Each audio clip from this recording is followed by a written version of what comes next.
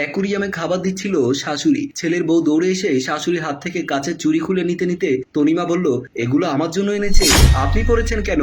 অন্যের জিনিস দখল করতে ভালো লাগে তাই না? শাশুড়ি ভীষণ অবাক হলেন, তীক্ষ্ণ গলায় বললেন, তোমার বাবা মা তোমায় ভদ্রতা শেখায়নি? মায়ের বয়সে একজন মহিলার হাত ধরে টানাটানি করছো?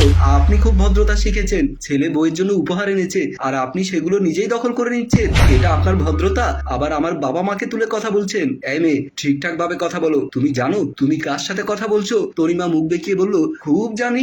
এতই যখন ছেলে প্রেম, তাহলে ছেলেকে বিয়ে দিয়েছেন কেন? সারা জীবন নিজের আঁচলের তলে রেখে দিতেন। শাশুড়ি কিছু বলতে গিয়েও থেমে গেলেন। ব্যস্ত ভঙ্গিতে অন্য হাতের চুড়ি খুলে তনিমার হাতে ধরিয়ে দিয়ে বলল, আজ বিকেলের মধ্যে এই বাড়ি থেকে চলে যাবে এবং তোমার স্বামীকেও সাথে নিয়ে যাবে। বিকেলের মধ্যে চলে যাব মানে? কোথায় যাব? তাছাড়া এই বাড়িটা কি আপনার নাকি? চলে যাবে মানে চলে যাবে, কোথায় যাবে তা একান্তই তোমাদের ব্যক্তিগত ব্যাপার। কথাগুলো বলে তিনি চলে যাচ্ছিলেন। হঠাৎ থমকে দাঁড়ালেন, বরফ শীতল গলায় বললেন, আর